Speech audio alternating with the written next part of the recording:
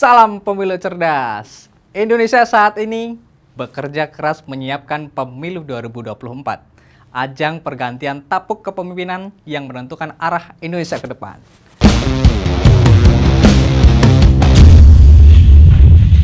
Tak mau kalah, partai politik juga sedang berlomba-lomba menarik perhatian publik. Pasalnya, jumlah pemilih menentukan seberapa kuat gocekan nanti di pemerintahan. Riuhnya sudah sangat kerasa, padahal Pilpres dan Pileg masih digelar 14 Februari 2024. Tapi wajar, karena ini hajatan rakyat 5 tahunan, jadi harus dipersiapkan dengan matang untuk semua lini. Kalau bicara pemilu, tidak akan lepas dari dukung-mendukung. Tapi siapa yang menjadi jagoannya yang akan dipilih? Nah, ini yang perlu kita kaji.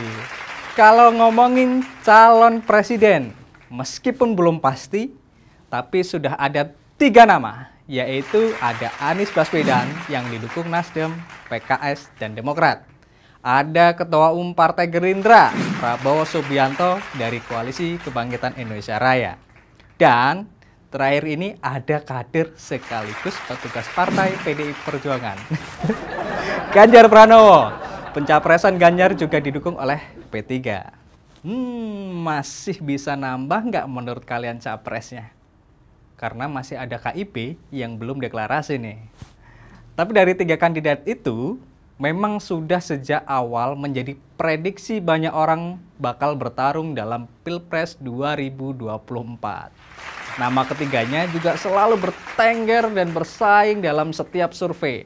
Nah, kali ini saya akan mencoba mengulik sedikit siapa mereka bertiga dan kontroversinya tentunya. Check it out.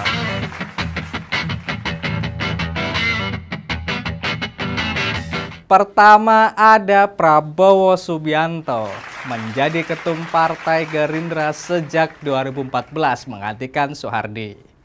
Pernah mencalonkan diri sebagai wakil presiden pada pemilu 2009, mendampingi Megawati, namun gagal. Pada pemilu tahun 2014 dan 2019, mencalonkan diri lagi sebagai presiden, tapi juga gagal, dikalahkan telak oleh Presiden Jokowi 2 periode. Prabowo berpisah dengan mantan istrinya, Siti Hediati Haryadi, atau Titik Soeharto, 20 tahun silam. Kabarnya terpaksa karena gejolak politik, makanya masih sering kelihatan bersama dan tidak saling memiliki pasangan lain. Tipe pria yang setia. Selanjutnya, Prabowo merupakan pecatan TNI. Ya, ini masih menjadi pro kontra sih. Namun, salah satu dari 7 perwira, mantan anggota Dewan Kehormatan Perwira yang menyidang Prabowo Subianto pada Agustus 1998, Fahrul Razi membenarkan adanya surat rahasia berisi rekomendasi pemecatan terhadap Prabowo Subianto yang beredar pada Juni 2014 lalu. Surat bernomor Kep _03 Romawi 8 _1998 DKP itu menyingkap setidaknya ada 8 kesalahan Prabowo sebagai perwira yang berujung pada rekomendasi pemberhentian dari Dinas Keprajuritan. Tak hanya Fahrul Razi, Agung Gumelar juga mengungkap bahwa setelah keputusan tersebut mengatakan bahwa Prabowo mengakui dirinya telah salah menganalisis perintah.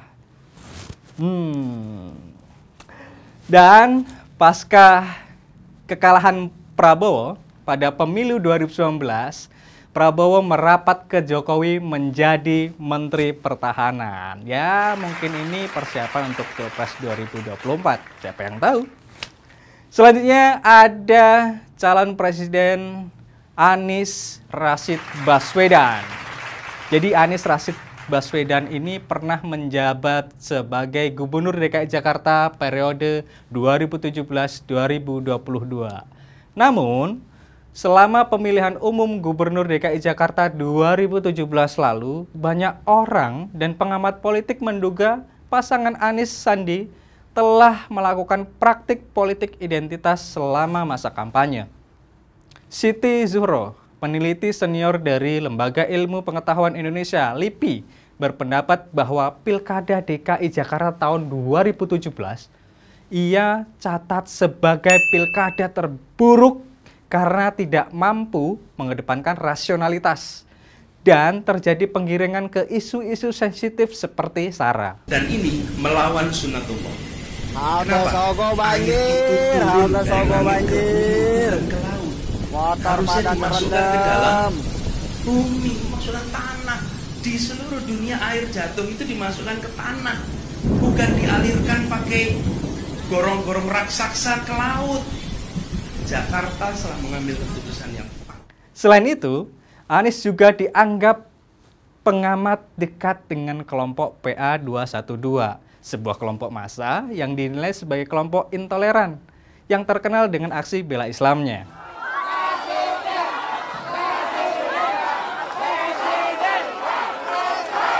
Nah, selanjutnya saat dilantik menjadi gubernur pada 16 Oktober 2017, lidah Anies Baswedan keseleo menyebut istilah pribumi. Padahal kata pribumi itu sudah dilarang oleh Undang-Undang Nomor 40 Tahun 2008 dan Instruksi Presiden Nomor 26 Tahun 1998.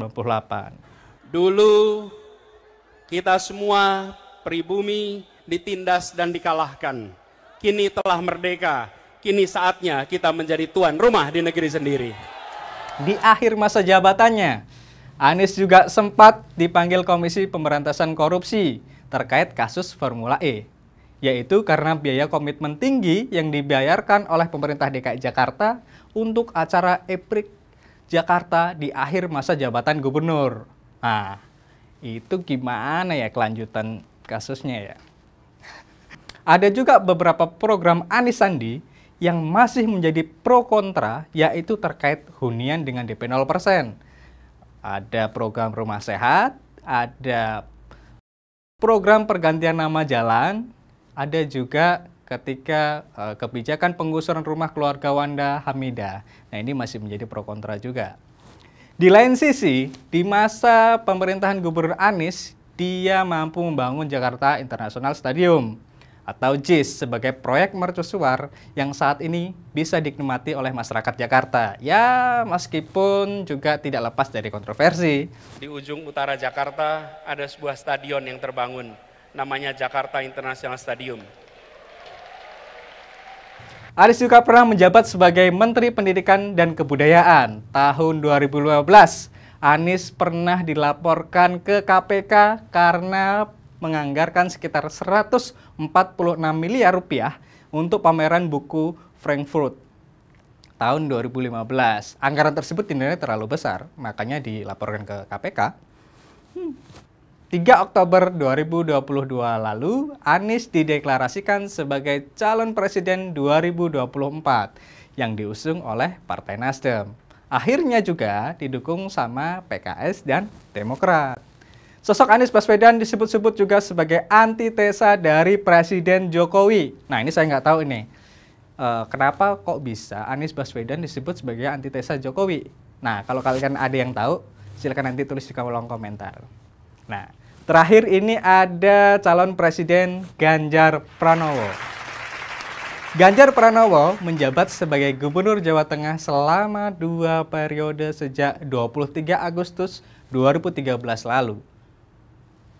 Sebelum menjabat gubernur, Ganjar juga 2 periode menjadi anggota DPR RI dari fraksi PDI Perjuangan 2024-2009, 2009-2013. Ganjar sempat tersenggol kasus korupsi EKTP pada November 2017 lalu yang merugikan negara hingga 2,3 triliun. Wow, besar sekali. Saat itu mantan Bendahara Umum Partai Demokrat, M. Nazarudin, bersaksi di Pengadilan Tindak Pidana Korupsi bahwa melihat Ganjar Pranowo yang saat itu menjabat Wakil Ketua Komisi 2 DPR menerima uang dalam proyek kartu tanda penduduk elektronik itu senilai 500.000 US dollar. Besar sekali. Namun Ganjar membantah kebenarannya. Ya iyalah, ngebantah. Ganjar juga bilang dia menolak uang itu. Nah, tapi seperti apa kebenarannya? Kalau menurut mantan penyidik KPK Novel Baswedan, juga menyebut tidak ada bukti terkait keterlibatan Ganjar dalam kasus EKTP. Pernyataan itu juga dikuatkan oleh Ketua KPK hari ini, Firly Bahuri.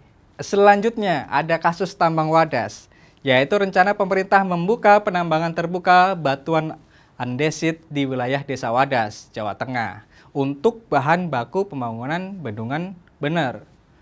Menurut masyarakat setempat, penambangan batu ini akan merusak lingkungan desa. Alhasil, lahirnya gerakan Wadas Melawan sebagai perlawanan warga Wadas yang mendesak Ganjar mencabut izin penetapan lokasi penambangan batu andesit untuk proyek bendungan Bener.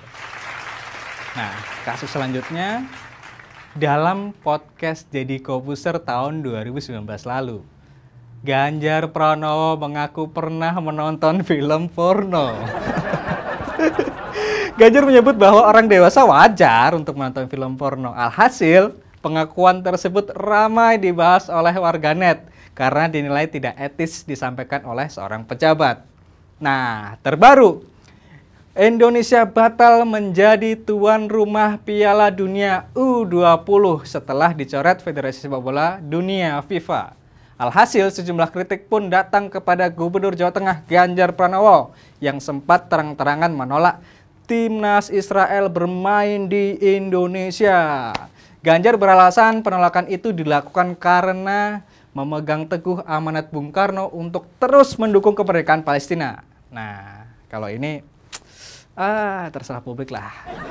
Terakhir, Ganjar ditunjuk oleh Ketum PDI Perjuangan Megawati Soekarno Putri sebagai petugas partai untuk dicalonkan pada pemilu 2024 sebagai calon presiden.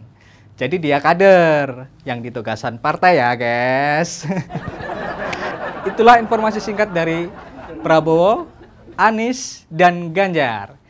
Kalau ada yang masih kurang, silahkan nanti ditambahin, atau kalau nggak benar, silahkan nanti dikoreksi ya guys. Nah, sobat, dari ketiga calon presiden itu, mana nih yang kira-kira ideal dan harus dipilih jika maju pada pemilu 2024? Silahkan tulis di kolom komentar ya.